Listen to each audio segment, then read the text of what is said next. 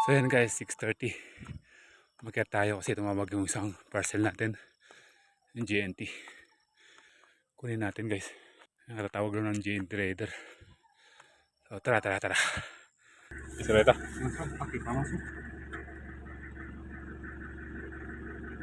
Ito na.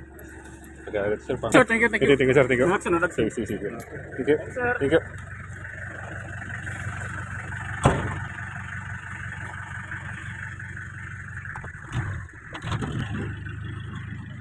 Another day, another material na naman tayo ngayon. Bagong ugaling aalamin. Ayan, March 2 nga ito pinadala sa atin ni seller. Dumating nga sa atin ng March 5. Malapit-lapit yung location ni sir. Ayan, 3 days lang yung biyahe nitong ating materials. Yan mga idol, another day, another bonsai tayo. Bonsai material. So may dumating na naman tayong bagong material kagabi. So ito na yung ating bagong mats.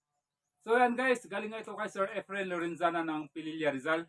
Ayan, so na-order natin itong materials sa kanya. So ngayon dumating na, kagabi dumating. So may bigat nga itong 4.90 kilos. Ganun to kabigat mga idol. So parang napakaganda yung materials na to. Sanibari pa lang. Oh. So try nating unwrap natin to agad guys. Pakita ko sa inyo kung anong kasi materials to. So tara.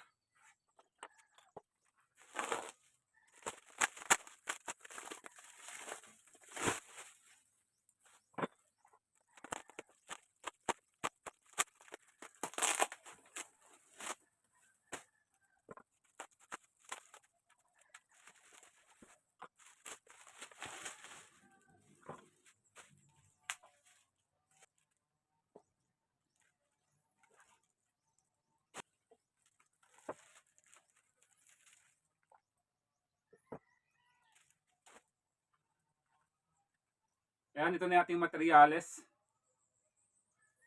So ito sa kaganda mga idol. So yun. Napaka-solid.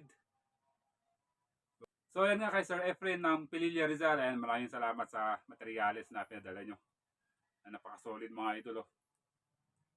Ipapakita ko nga sa inyo guys ang ilan sa kanyang detalye. Ganito naman ang itsura ng kanyang nibari. Makikita natin, napaka-solid, di ba guys? Ayan, ito nga nakikita kong magiging magandang front ng ating material. Napansin ko sa kanyang bandang likuran, pwede rin itong gawing front. Nakadepende pa rin itong mga idol. Hintayin muna natin tubuan to ng mga bagong shoots. Ayan, sa oras na nga para sa ating unang hakbang. Uunahin muna natin itong roots ng ating puno.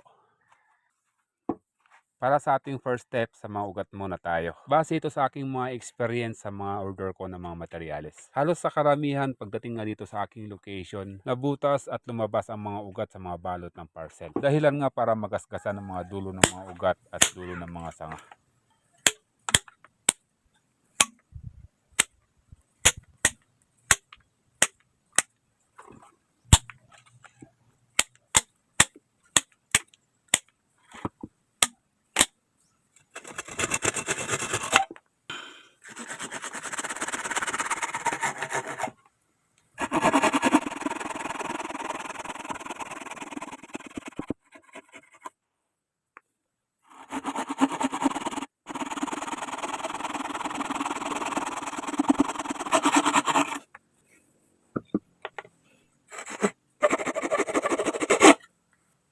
Pagkatapos natin nagbawas ng mga dulo ng mga ugat gamit nga ang lagare. Next, lilinisin naman natin ito. Dahil kung papansinin natin, rough ang kagat ng lagare. Kaya mas mainam guys, alisin natin yung kagat ng lagare.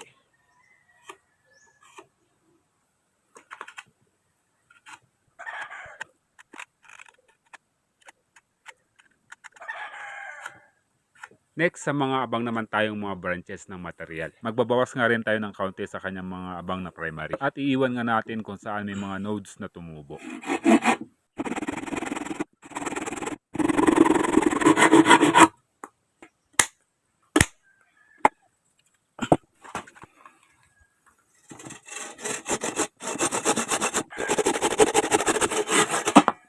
Same process din, lilinisin din natin to.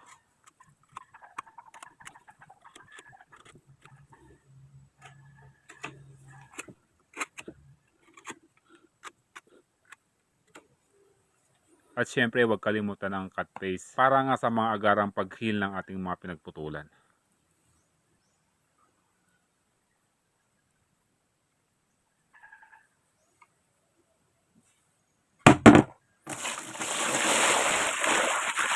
Next step, napaka-importante ito para sa ating mga materyales, lalong-lalo na yung mga kaka-harvest lang at yung mga naipa-ship ng mga medyo malalayong lugar. A-applyan nga natin ito ng ANAA, Plant Growth Promoter, ang ating rooting hormone.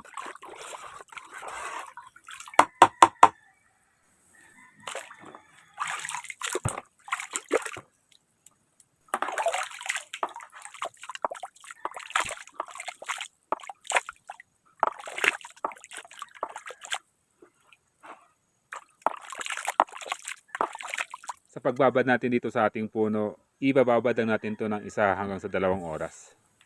Yan guys, makalipas 2 oras, pwede na natin itong itanim sa kanyang bagong training pot at bagong medium.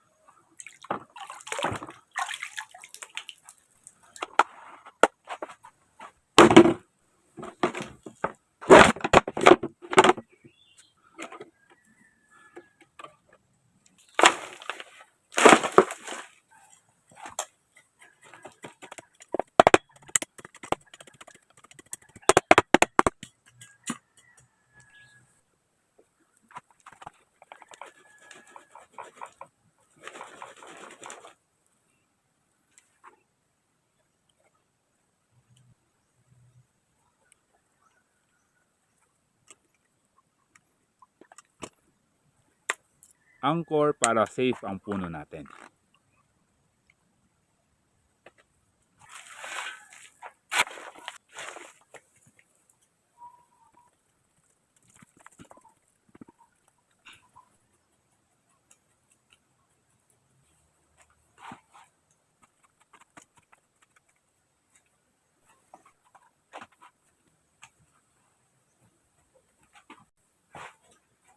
So yun guys, ang ating materialis natin ngayon.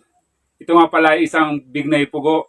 And maraming salamat sa support. Kami na naman tayong papakabangan para sa update nitong ating materialis na to. So pabang yung part 2 nito mga idol. Siyempre hanggang sa mabuo natin itong materialis na to. Maraming salamat sa suporta.